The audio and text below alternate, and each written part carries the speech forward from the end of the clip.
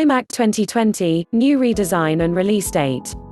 New iMac release date. Below we will discuss all the changes we think will arrive with a new iMac, from a new design to improved specs, but first a few words on when we are likely to see a new iMac. We think we could be waiting until June 2020 before we see it, as the WWDC keynote would be a great opportunity for Apple to reveal a redesigned iMac. However, if the company does update the iMac Pro first, we could see something even sooner, with Apple perhaps inviting creative Pro-focused journalists to a small event in the spring of 2020. New iMac redesign. As we've said above, the iMac design hasn't really changed in a decade. This is, in fact, the longest Apple has ever gone without refreshing a product's design. So, on the assumption that Apple must be looking at redesigning the iMac, what do we expect to see? New design. We're hoping for a complete redesign, but what might Apple have up its sleeve? There is some evidence that the company is considering a pretty dramatic new look for the iMac. A patent application discovered in January 2020 shows a Mac where the whole body is constructed from one piece of curved glass. We're not convinced by this design. It certainly wouldn't overcome the issues with ergonomics, but it does indicate that Apple is looking at alternative designs. Smaller bezels, bigger screen. The idea that Apple will reduce the bezels to allow for a bigger screen seems more likely. Display technology has evolved in such a way as to accommodate smaller bezels, and smaller bezels is likely to mean an even bigger screen. Currently you'll find either a 27 inches or 21.5 inches display on the iMac. With many modern displays larger than 30 inches, the 27 inches iMac display looks small by comparison, and the 21.5 inches is just tiny. With smaller bezels we could conceivably see a 30 inches display on the larger iMac without the display being much bigger, while the smaller model could gain a 24 inches display. We could potentially see a 32 inches screen on a larger iMac, similar to Apple's new Pro Display XDR, which measures 32 inches and offers 6K resolution. Although the new iMac wouldn't need to be that big to offer a 6K display.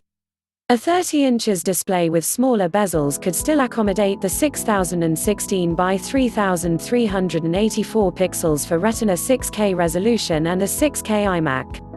It's surely only a matter of time before we see this technology arrive on the iMac, although we have a suspicion we'll see it first on the iMac Pro. Different colors. Speaking of which, the iMac Pro is available in space gray. Could we see a space gray standard iMac? The original iMac was famous for its fruity selection of colors, but over the past few years the iMac has been available in initially white, and then silver.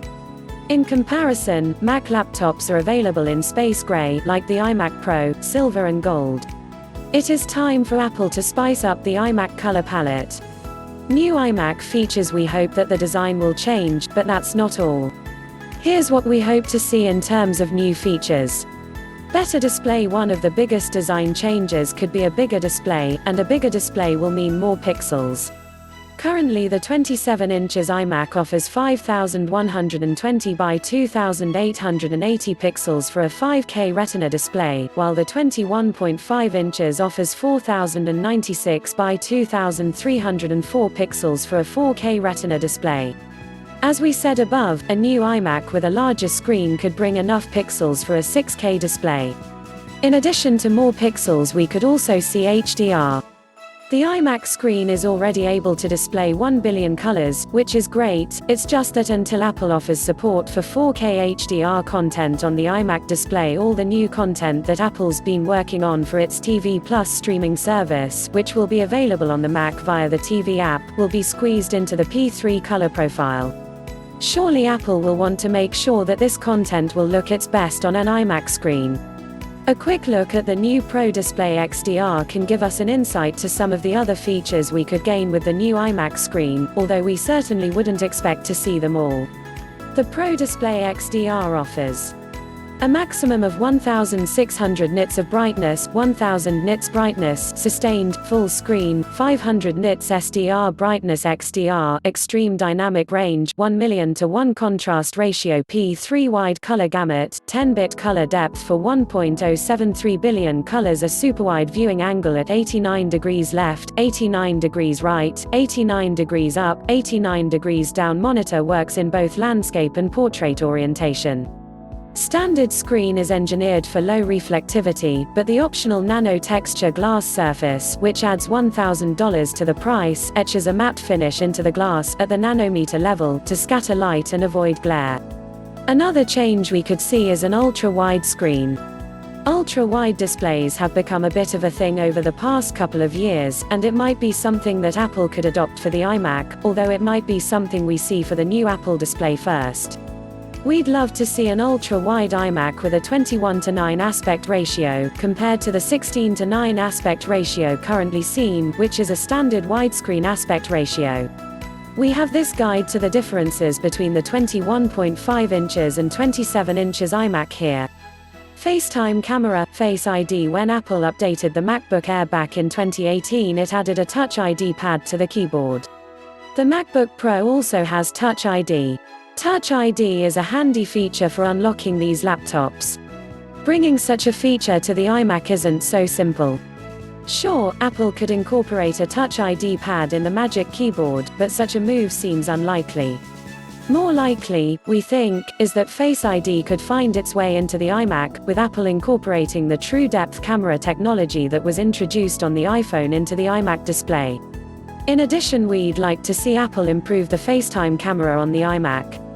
The iMac Pro already features a superior FaceTime camera, offering 1080p compared to 720p on the iMac. It's time for his camera to make its way to the iMac. New iMac specs. It goes without saying that a new iMac will bring with it better specs. We expect to see improved processors, better graphics cards, and other changes. As we said earlier, as the tech inside the iMac gets more powerful, it will get hotter. When Apple introduced the powerful iMac Pro in 2017, it was necessary for Apple to make some changes on the inside in order to incorporate the necessary cooling system. To make room for these changes, Apple only ships the iMac Pro with an SSD and does not offer a Fusion Drive option.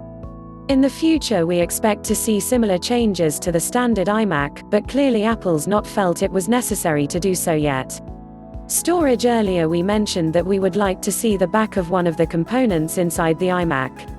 We think it's time for Apple to switch to flash storage in the iMac. There are Macs that still ship with 5,400 RPM hard drives, an aging technology that has many more disadvantages than advantages. While shipping a Mac with a hard drive means that it's possible to buy an iMac with 1 terabyte of storage without it costing a fortune, we feel that isn't worth the penalty of a far slower machine. Right now our advice is to buy an iMac with a Fusion Drive if you really believe you need that extra storage space, because a Fusion Drive combines a large hard drive with a small SSD, so that you can benefit from the speed increases and enjoy the extra storage. But do you really need that extra storage? We think not. Many years ago our hard drive was full of photos, music, videos and more. But these days nearly everything is stored in iCloud. Of our 128 gigabytes of storage, we are only using 90 gigabytes on our Mac, while in iCloud there's 270 gigabytes of storage space being used of the 2 terabytes that we have available. The need for storage on the Mac is less than it was. Sure, if you are working with large files that need to be housed on the local drive, a 1 terabyte or 2 terabytes hard drive might be what you need, but we still don't think that's worth the slowdown. There's another reason why we want to see the back of the hard drive and Fusion Drive though. The hard drive is probably the largest component inside the iMac, and removing it would free up a lot of space. Space for a better cooling system that could enable Apple to use even more powerful processors and graphics cards. For more updates, subscribe and share this video.